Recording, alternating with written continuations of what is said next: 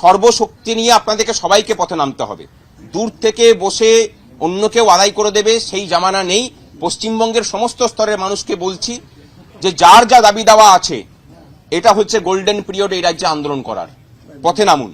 শুধু এসআইআরটা কোনো ইস্যু নয়, এসআইআরটাকে ইস্যু বানানো হয়েছে, এটা একটা পদ্ধতি, নির্বাচন কমিশনের একটা পদ্ধতি। বাকি ইস্যুগুলো থেকে দৃষ্টি ঘোরানোর জন্য এই জায়গাটাকে এত ফোকাস করা হচ্ছে।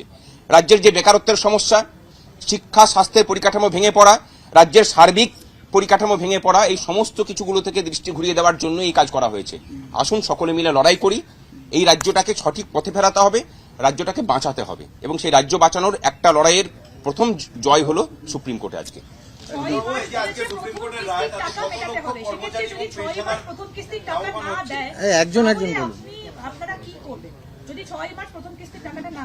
আমরা কি করব সেটা তো মনে হয় প্রথমেই বললাম, যে কর্মচারীদেরকে নিয়ে যে আন্দোলন হবে। আপনারা দেখেছেন এই মঞ্চে যখন অনশন হয়েছে কতটা বেকায়দায় সরকার পড়েছে। আপনারা দেখেছেন যে হরিশ মুখার্জি স্ট্রিট দিয়ে বিগত 14 বছরে কাউকে ঢুকতে দেয়নি, আমরা মিছিল করেছি। গোটা হরিশ মুখার্জি স্ট্রিটে যখন মিছিল হয়েছে তখন মিছিল শেষ হয়নি।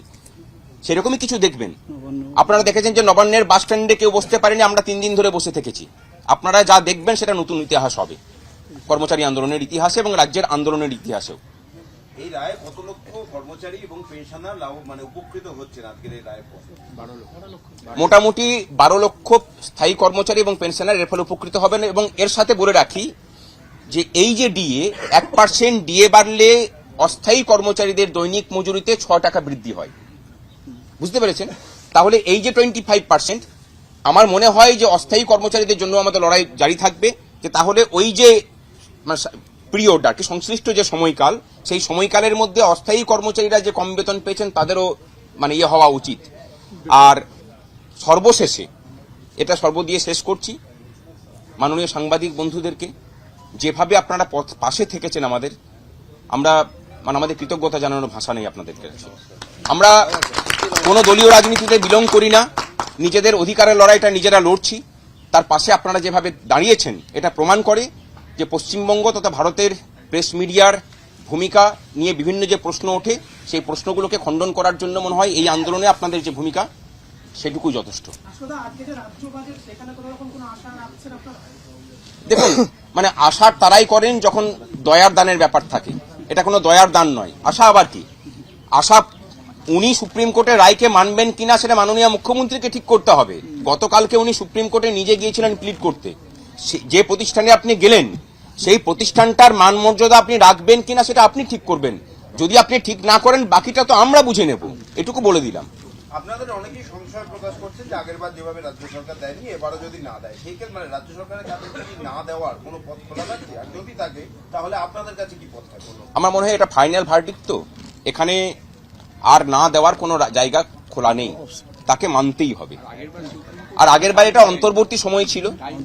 সুপ্রিম কোর্ট যেহেতু বলল যে অন্তর্বর্তী রায় মানেনি, আমরা মামলা শুনানি করে দিচ্ছি, এবং আপনারা দেখেছেন যে ধারাবাহিকভাবে শুনানি হয়ে সেই মামলার শুনানি শেষ হয়েছে।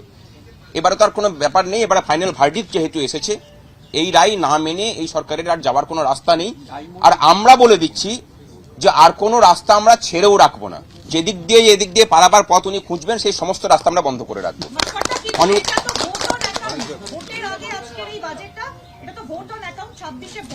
আজকে তো এটা বলা হতেই পারে যে যখন পূর্ণাঙ্গ বাজেট আমরা পেশ করব নির্বাচন হয়ে যাবার পর, তখন আমরা এই বিষয়টা নিয়ে ভাববো। এখন রাজ্যের কাছে টাকা নেই, এর সাথে কোনো সম্পর্ক নেই। রাজ্যের টাকা না থাকার কথা তো সুপ্রিম কোর্ট খণ্ডন করিয়ে দিয়েছে, সুতরাং এই কথা বলতেও পারবে না। আর এই 31শে মার্চের মধ্যেই তো এই যে অস্থায়ী বাজেট, সেই অস্থায়ী বাজেটের কার্যকাল তো সেই সময়সীমার মধ্যেই থাকছে, সুতরাং তারপরে তো আর থাকছে না। সুতরাং এটুকু বলাই যায় এই সময়ের মধ্যে মানতে হবে।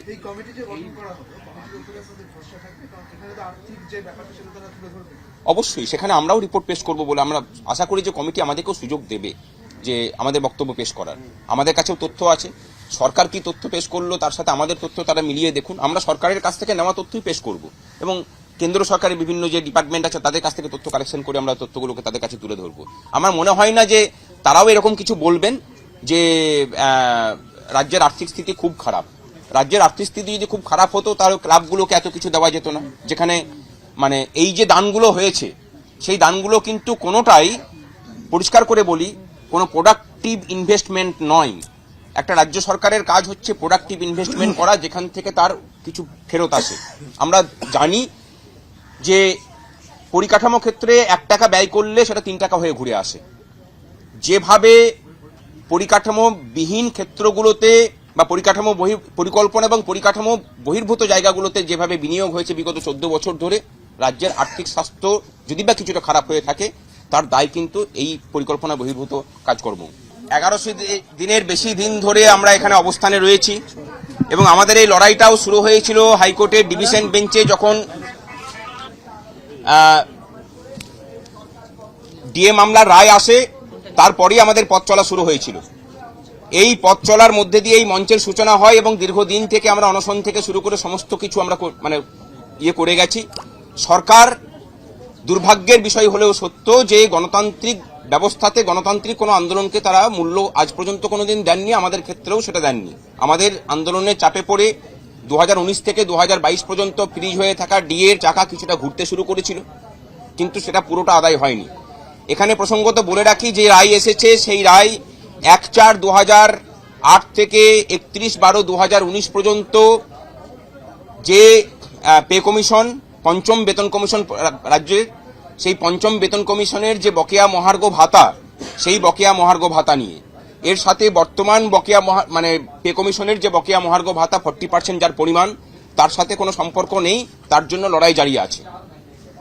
আজকে যে রায় এসেছে, আমরা প্রথমেই সমস্ত মামলাকারী সংগঠন যারা কর্মচারীদের পক্ষে লড়াই করেছেন, confederation of state government employees, তারপরে হচ্ছে যে কর্মচারী পরিষদ, ইউনিটি ফোরাম, তাদের সকলকে ধন্যবাদ জানাচ্ছি।